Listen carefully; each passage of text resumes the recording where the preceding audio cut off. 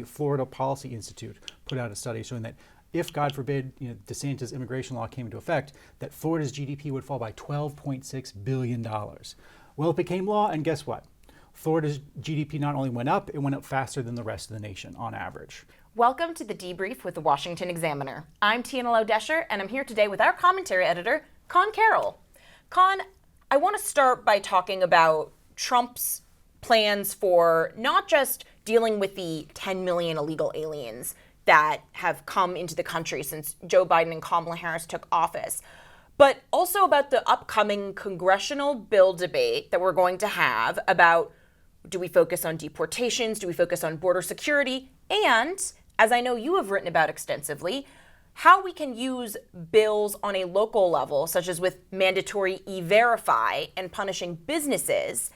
How does that incorporate into the goal of, as Mitt Romney famously said, self-deportation? Yeah, so the upcoming Congress, Senator Thune leapt out. It's unclear how much backing he got before he did so, but he leapt out and said that he wants to do 2 reconciliation bills because, of course, going forward, the Democrats are not going to want to work with the Trump administration on pretty much anything. You need 60 votes in the Senate to pass. They're not going to get that. So the only way to accomplish anything is through the reconciliation process.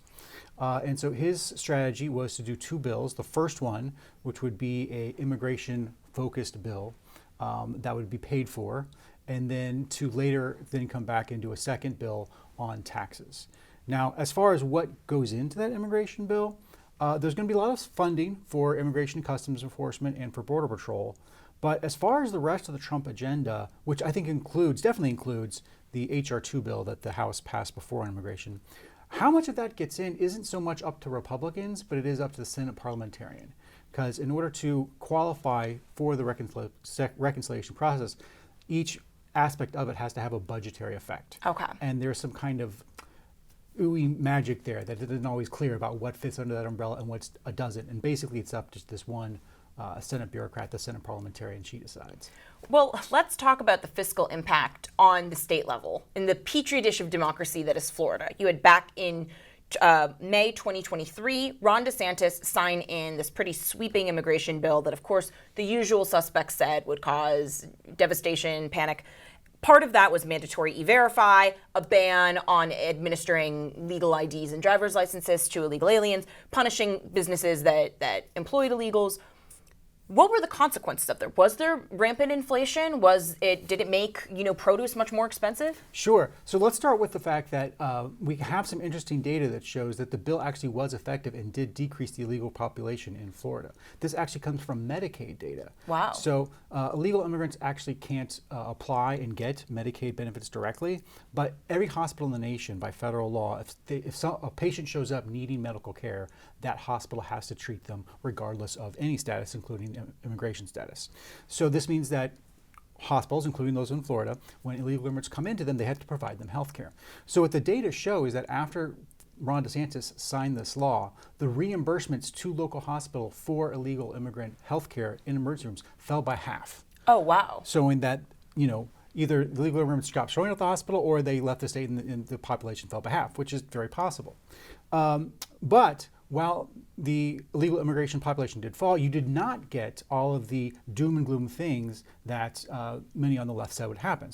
So for example, the Florida Policy Institute put out a study showing that if, God forbid, DeSantis' immigration law came into effect, that Florida's GDP would fall by $12.6 billion. Well, it became law, and guess what? Florida's GDP not only went up, it went up faster than the rest of the nation on average. Of course. Right. Employment went up. Actually, the strongest growth in any sector and among jobs was construction, which everyone said was, that's going to be decimated by immigration.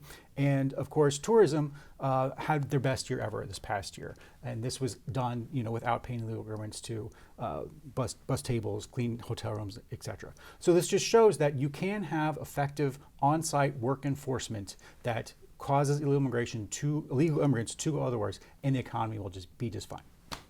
I mean, it's great to know, especially as, Tom Homan's boasting about this large deportation effort. We already have 1.4 million illegals adjudicated for deportation, but on the margins, this really could help. And this, you're saying it's all up to the parliamentarian whether we would see a mandatory e-verify in this bill nationally? Yeah, I don't know if you could. I don't think it's ever been litigated before the parliamentarian. If you could do e-verify through reconciliation, you'd really have to have a stretch as far as the fiscal impact it would have on federal spending, which would kind of be three layers away of causality there. So it'd be tough. I don't know if you could do it. I want to pivot here and ask you about this MIT study that the New York Times recently wrote about, and then you had a very fascinating response to it that everyone should check out at the washingtonexaminer.com. So they found that family socioeconomic status particularly influences boys' outcomes relative to girls' outcomes at the lower tails of outcome distribution, precisely where gender gaps are most pronounced. You claim that they buried the lead here. Can you explain that to me? Yes, I don't want to blame the authors of the study for blaming the lead. David Otter of MIT did a great job in the study, and he's been pushing this narrative for a while.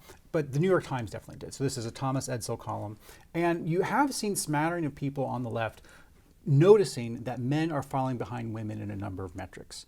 Women are much more likely, or women get better grades in high school. Women are much more likely to graduate high school. They make up 60% of college students and 66% of college graduates. So men are definitely, in some very real senses, falling behind. And so a lot of people ask why. And so David Otter has looked at the studies behind this, and he found that of those boys, boys first, who then become men who have fallen behind. It is really those among that have, as he put in this study, bad socioeconomic status, which, when he then looked at it, was driven by the fact that they have unmarried mothers. So it really is a factor of these young men these young boys growing up without male role models in the home, growing up without a positive male presence that then causes them to act out in school, become troublesome, and miss out on the rest of the good life.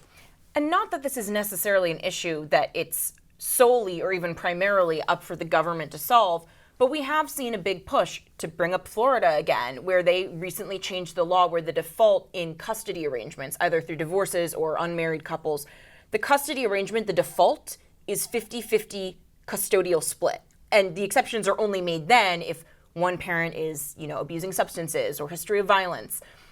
Could that be at the margins helping bring fathers back into the home with their children? What are the best ways that if the state should get involved, that they should? Sure. So the very short answer is divorce regimes do affect marriage rates. When you have no-fault divorce, when it's easier to divorce, you do see marriage rates falling, particularly not among wealthy men, but actually among those same men that we were just talking about, men with lower income, lower skill levels, etc. But there is actually a lot the federal government to do. As I detail in my book, Sex and the Citizen, the federal and state governments combined spend over $1 trillion a year punishing marriage through social safety net programs. So again, I'm talking here about Medicaid, food stamps, Section 8 housing, Obamacare subsidies. All of those programs that have means-tested elements in them essentially punish marriage, and they force women to choose between having a husband that provides for them and a government that provides for them. Yeah, even speaking just in taxes, I see it now what the marriage penalty is. Well, Conn, I think Sex and the Citizen sounds like a great Christmas gift in case you're still buying. Thank you so much for joining me.